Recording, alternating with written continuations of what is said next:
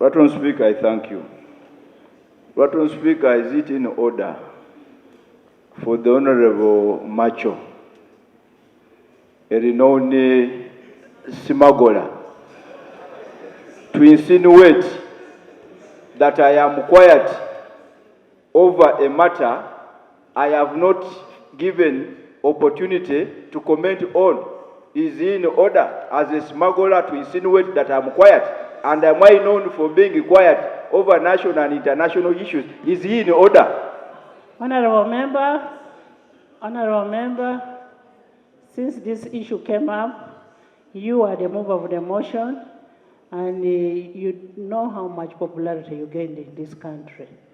But from the time this issue was raised, we have not heard from you. It is true you're quiet. Honorable members, we got a letter from Gemma in that regard, and the letter when we got from Gemma, of course we expected you to say a word as the mover of the motion, a personal statement that you're not working with anybody for you to represent your country, represent your people, to protect the family of our people. I want to thank you, Madam Speaker. Madam Speaker, let me go on record and state as follows, that the anti-homosexuality law is the most popular law in the history of this Parliament. Bipartisan, all shades of opinion were behind this piece of legislation. Number two, Madam Speaker, at a function I attended in Bujiri, where the Honorable Kasule Lumumba was chief guest, the NRM chairperson, Saidi Kagere, and a couple of many other people enjoined us as Parliament to come out with the law on homosexuality. It was on the basis of those calls that, Madam Speaker, I came to your office and requested that I move this bill. So it is a matter that arose from the grassroots. In fact, the people of Bujiri are so proud and excited about this piece of legislation. But not only Bujiri, the entire country. So it is actually not true that anybody could have used any of us to bring that piece of legislation, because in any case, it is not new in this Parliament. Madam Speaker, I have been around for a long time. I have been in prison. This government has imprisoned me. I've been in Luzira. This NRM government has put me in prison. I've been a political prisoner before for fighting for what I believe in. But, Madam Speaker, I'm also aware that forces promoting homosexuality are very strong. They have money, they have influence. And I know that some of our colleagues are under pressure. There is a lot of pressure, there is a lot of intimidation. And I have engaged them. These forces, I have engaged them, because they have come to my office from Britain, America, and the rest. They are looking for allies. Allies to promote that immorality in this country. I want to be on record, Madam Speaker, that as a country we must stand our ground. God who created us will make us survive. This idea of saying we are cutting aid, we don't come to America, don't go to Britain, yes, it is their right. But nobody should determine how we think. Madam Speaker, polygamy in Europe is criminal. Who has complained? If I was in Europe, I would be in jail because I'm polygamous. Yes, I would be in jail. Polygamy in Europe is criminal. What is wrong with homosexuality being criminal in Uganda? This display of double standards is actually not display of double standards, it is display of no standards. Cannot be accepted. So let us stand our ground. This Parliament took a decision. We are proud of that decision.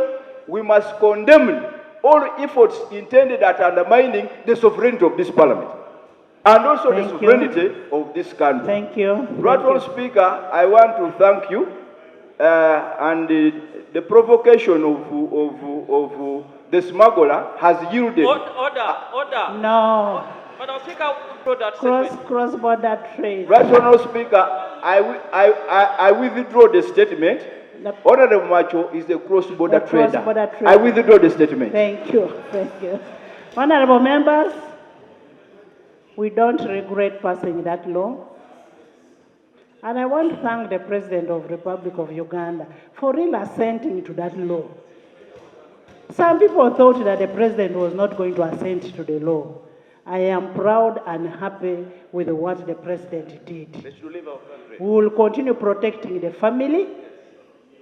We will continue protecting the family, protecting the rights of our children and our country, and we will not live in handouts. Because you want to buy a visa. My visa was cancelled. Have I died? I have said so long as you don't cancel a visa to Bukedea, I have my home and Buyende. I will go there freely. You can cancel the other visa, which is okay. We will not, the blacklist that they are talking about, don't care. Don't worry about that. You have all what you need in this country. In Uganda, so long as your kids are not being sodomized, your kids are living a life. This business of saying that you're going to use people's children must stop. Honourable members, on the same. Yes, Bualu, Doctor. With you that we stood here on the floor of this parliament. Our people told us, go and pass the anti-homosexuality bill. And we did right that. Those who don't want that law, let them leave our country. They go and live in UK, they live in London, they live in US, or wherever they want to live. But this law, we are going to protect it with our blood, with our sweat, and our souls. But we must stand our grounds. If they want to cut their aid, so let them cut. But we are going to defend this law. And Right Honourable Speaker, you have our full support. As this parliament, we are going to stand and defend that law. If they want to tag this law into their aid, let them cut their aid. We will survive. I thank you, Right Honourable Speaker. Thank you, Dr. Chut. Thank you, Right Honourable Assembly in Brussels. We stood firm as Uganda and told them that African values are not for sale, whether at wholesale price or retail price. We shall stand with our values and we shall not allow this culture colonialization. But I'm also happy that the new partnership agreement of ACP-EU, which had provisions of homosexuality, many of the African countries have refused to sign it. So Uganda is not alone in this cause. We are the forerunners and we need to continue to stand together. Lastly, Right Honourable Speaker, I wanted to react to your communication. A few weeks back, in your communication, you had indicated that you had visited Mulago and you had committed that we will support them. Right Honourable Speaker, I want to appeal to you because on today's order paper, we're discussing the supplementary. Unfortunately, Mulago is not within it. They need about 25.5 billion to complete the renovation of Mulago. Mulago is the face, the hand, and the feet of our healthcare system. But the face is disfigured. The hand is amputated. The feet has been disabled. It cannot provide specialized services. We need the 25.5 billion shillings for mechanical installations, for plumbing installations. Lifts are not working. We have the first, and which will be the first ever organ transplant center, ready to start. But it cannot start because the equipment are not functional. So I really want to appeal that we really get a way forward. Last year we had a supplementary, Mulago was left out. The budget for this year, Mulago was left out. This is another supplementary, Mulago has been left out. I appeal Honourable that we address members, this. I don't want to debate in anticipation because I've not seen the supplementary yet. And at the same time, we also agreed that the issues of the organ transplant, since there is a law in place, we passed that law. that must be budgeted for and must start to be operational. And secondly, what we need most urgently in Mulago is the human resource. Because when I told you that we have the ICU, there are only 14 beds that are working out of the 29. So we should be looking at the human resource, and then the rest we must include it in the budget. Honorable members, I have, yes, Mukatulik. Okay, now that Madam Speaker. Honorable, you sit and wait for him to finish his process. Madam Speaker, on Monday I read the new vision, and it is a very serious issue we have to pay attention to as Parliament. Government and Ministry of Education is promising to construct city schools in a number of districts, but the Central Region is not benefiting anything, and it's a budget issue.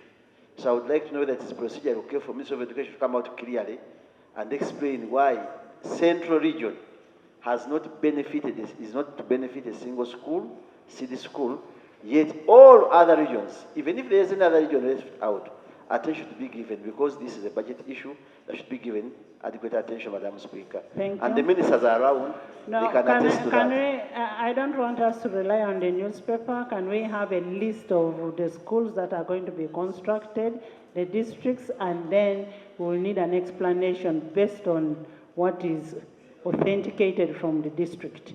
So, Minister, you'll give that to us, and I don't want to rely on newspapers. Speaker, let me begin by congratulating you. Since you came back, have not been here. As a pediatrician, it gives me double joy to see that we've added to the population we have, because Uganda has put in place a strong strategy for child survival, including immunization. So congratulations, and we are happy, we are encouraged, hoping next year we will have many more ladies to bring more babies to us. Thank you. Madam Speaker, indeed it is true, I have accepted your directives that we will bring a document probably indicating the schools that we are constructing across the country, and of course the survey that was done indicating where the need is supposed to be, and also the money through the AMP chip and the USEED projects. So I beg to submit and also answer his question, why not Central? Why Eastern? Why Northern? When you bring the document, if it is true. Thank you, I will do that. And I will make sure I answer that. Thank you, Madam Speaker. Thank you. Yes. First Daddy.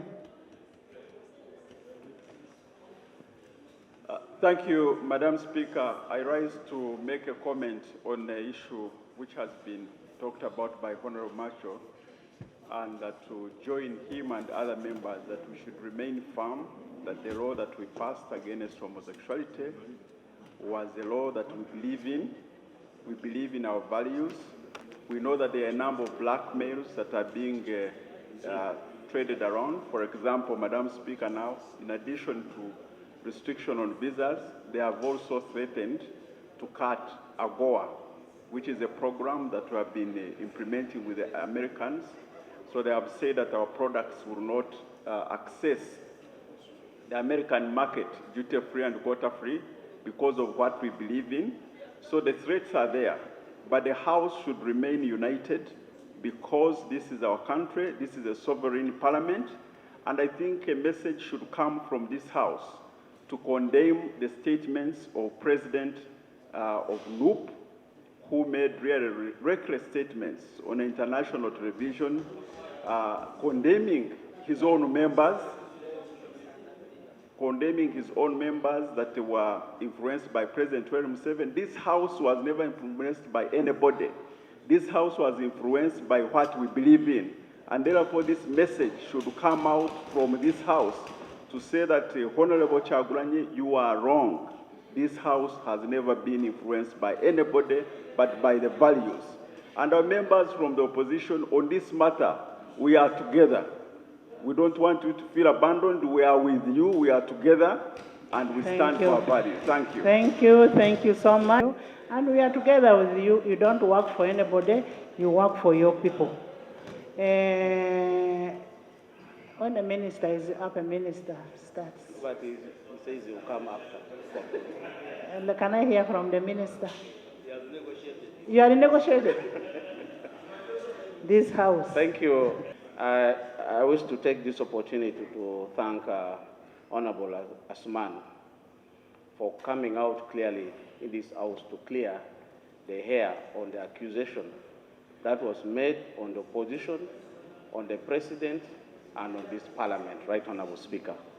Right, Honorable Speaker, it is true that the decision by Parliament of Uganda, basing on the demand and support of the people of Uganda to say the country must say no to promotion of homosexuality in the country, has touched the homosexuals in a wrong way, and they are trying everything it takes to put a condition that would scare the rest of African countries and other countries that would feel like passing the same kind of law, not to attempt to do it. And this is why all these pressures are being done. But it's very unfortunate, Right Honorable Speaker, that we have one of our own at a very high level of leadership, a president of a political party in the country and the head of a party in opposition in this parliament, that still moves an extra mile to provoke these homosexuals against Uganda to create more of these pressures. That's why you are looking at these episodes. Right, Honorable Speaker, I think we condemn this to the strongest term. The country must take this as an advantage to look internally to see how we can survive amidst all these threats. Thank you so much. Honorable members, as the Honorable Achut said, our values are not for sale. We must protect our values. I had Honorable Government Chief Whip say he has 5 children because he's proudly married to a woman. Can I have information? Honorable members, we need to move. Yes, Right Honorable Speaker, I want to start by thanking you because when we were processing this bill brought by our brother, the Honorable President of GEMA, you remained firm and steadfast.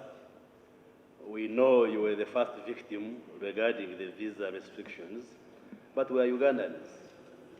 Personally, even if you denied me a visa to go to America, I don't think I would die because I am not going to America. So, as a government and as Ugandans, we should remain very firm. We may be poor, but we are not desperate, that you just dangle some resources and then we abandon our values. And the government will definitely respond when we get official communication from the US or any other government that puts these threats.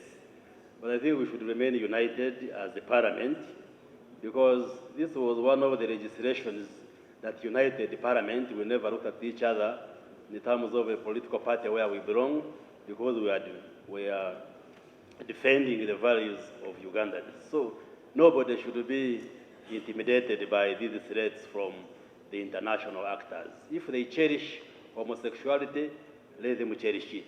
But for us, as Ugandans, we don't. And let me add that up to 38 countries in Africa have legislations against homosexuality. So it is also wrong for the Western world to single out Ugandans. And we have told the diplomats and the community that we are a sovereign country. One of the diplomats asked me, why did you pass this law? I said, we passed laws in the interest of Ugandans, not foreigners. And therefore, nobody is going to coerce Parliament or coerce the people of Uganda or government to start making laws in the interest of foreigners or people from outside. We make laws on behalf of Ugandans and the honorable colleagues. Nobody should feel intimidated. And also, our friends, advise your leaders of the parties.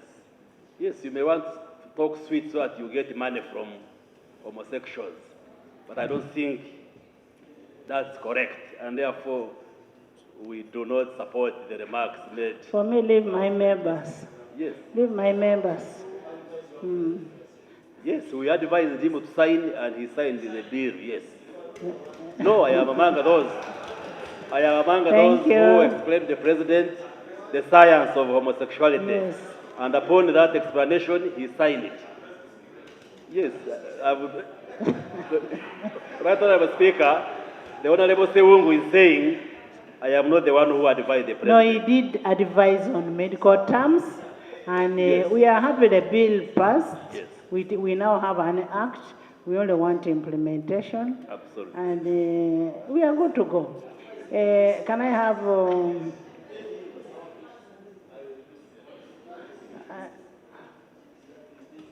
Speaker, each and every time the president of JEMA, who is a member of this House, speaks on the bill, which is now an act, you can see how passionate he is.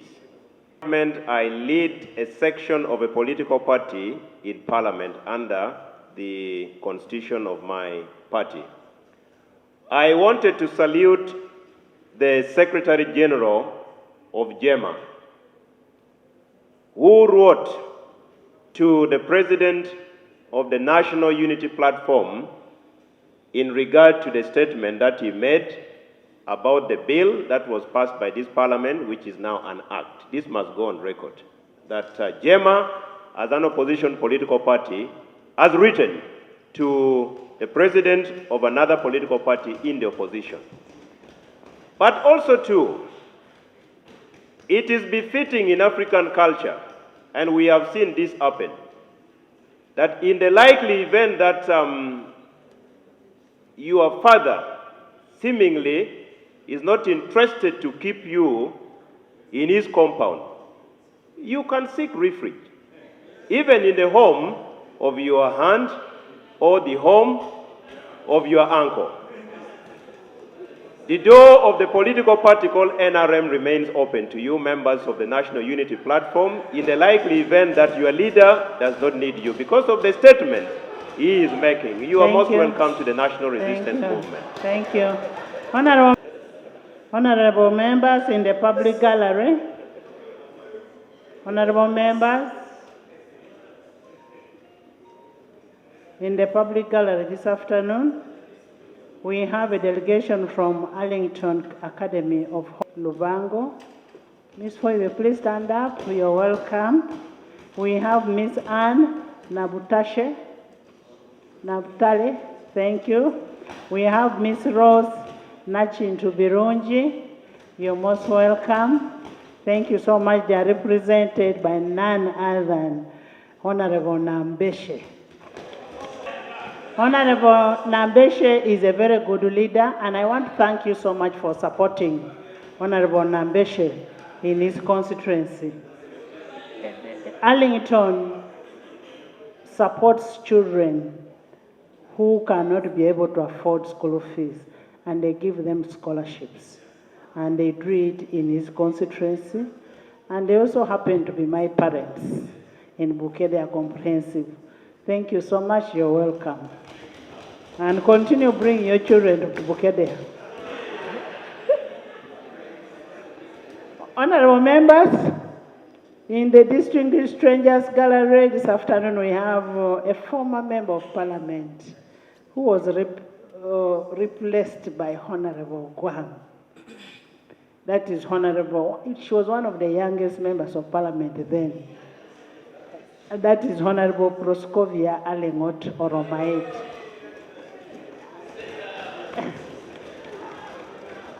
Honorable Proscovia, you're welcome. And thank you for coming. She's here to witness the proceedings.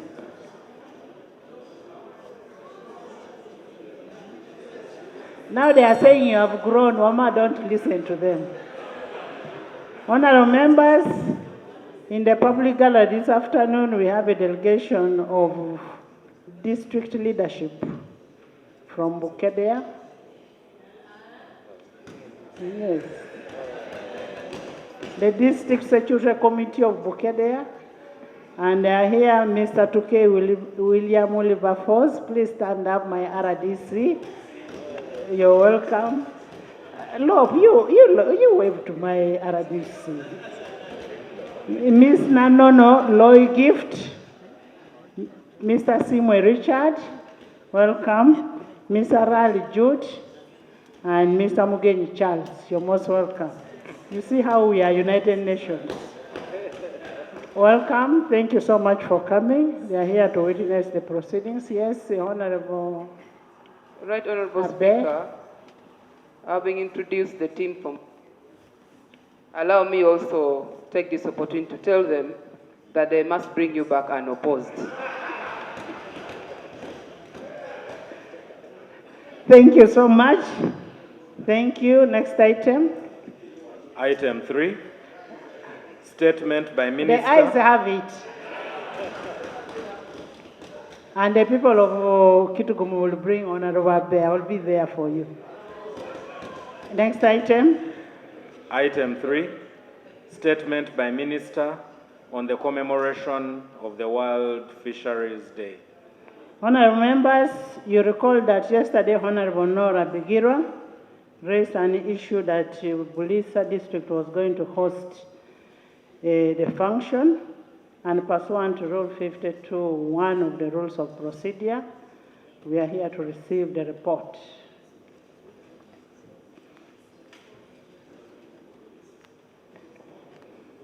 Right, Honorable Speaker. The commemoration of the World Fisheries Day is being commemorated right now in Bulisa. And being a technical paper, I request that the minister can present that paper when she is back, because right now she's in Bulisa officiating at that function. I pray. The function is taking place right now. In this economy, the fishing sector is the second forex earner. But the way we are being treated as people of Uganda is very unfortunate. Right, Honorable Speaker. We want to participate in this economy like any other Ugandan by being treated fairly. Right now, Right Honorable Speaker, we passed a law. Honorable members, those are issues that Lob raised yesterday. Lob raised those issues, and we referred it to the Committee of Human Rights and Internal Affairs. So you go with your issues, go with your complaints to those committees. You're not going to start discussing about fishing communities here. You should have debated on it yesterday. You should have supported. Speaker, next item. Speaker, Dr. Right, Bed. thank you, Right Honorable Speaker. Right Honorable Speaker, I want to pray that when the minister is bringing on the floor of Parliament the issues of the fisheries sector, companies are closing, fisheries companies are closing on Lake Victoria because of our policies. They are relocating to Tanzania, to Kenya. We want to hear from the minister of the sector what they are doing to make sure that we don't lose these very, very important companies that are providing jobs and are earning Uganda forex to this country. Thank you. Honorable Minister, Prime Minister, it is also a good culture next time that we have the report before the celebration of the date. Now, it is out of the debate in the House that the minister will get to understand, to feel what the sector is. We will not discuss that report after the celebration. Now, you want us to legislate retrospectively. Right, Honorable Speaker. Yesterday, like I requested here that I'm going to communicate, the minister was here immediately after communicating to her. She had just been delayed. So by the time she came in, we had already started on the debate for... You're on order. And I am allowing the order for one reason. When you have a report, the report must go to the clerk's office first It must be put on the order paper.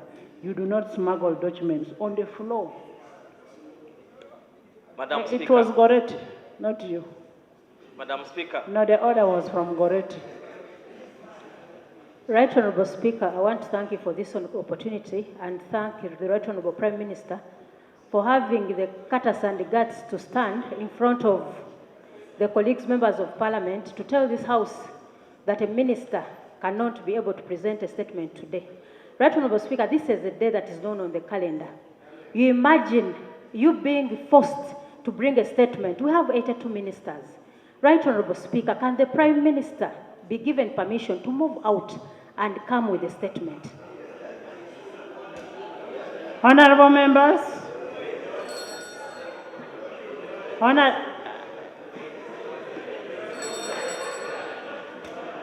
Honourable members, can we go to the next item? But I just want to ask the front bench, Government Chief Whip, when this is a calendar date, you should always make sure that your ministers bring the reports early enough and make sure that it is on the order paper.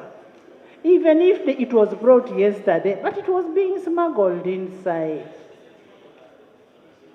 Yes, before you first come. You hold.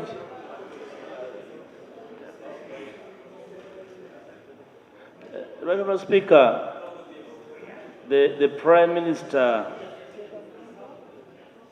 standing is a very good lady. And I hold her in very high esteem and regard. But as a way of helping the Prime Minister and how governments Honourable members, first of all, I want to welcome one person who has come here. Honourable Matia, you're most welcome. Because there are decisions we are going to take when he's here today. Honourable, we are happy you're here. Right Honourable Speaker, with your indulgence, allow me to assist my sister in helping her to advise her on how governments are run, so that in the future we don't have these impediments. Last time, we reminded her of the Elders' Day. There was no statement. We reminded her on the Youth Day. There was no statement. Governments are run by keeping dashboards of local and international days. So the next time you have a problem, we can assist my department to give you a dashboard of these activities so that you can guide your ministers and give Parliament time to do work properly. So please keep a dashboard of local and international days so that we are not reminded here on the floor to go and produce statements. You make us look shabby as Parliament. And we have now wasted time discussing the absence of a statement in the face of a clear international framework of a calendar of days. Please keep a dashboard. I'm advising you as a brother in good faith. But we can also assist to provide a dashboard for you to follow so that we do not have these problems again. Thank you, thank you. Honourable members, this date was supposed to be celebrated on 21st November. It was pushed to 6th December, and still we never got a report. Next time we need a report early. Next item. Item 4, motion for resolution of Parliament to authorize government to borrow up to United States dollars 325 million and receive a grant of up to special drawing rights 19.5 million, equivalent to United States dollars 25 million from the International Development Association of the World Bank Group to finance the Uganda Climate Smart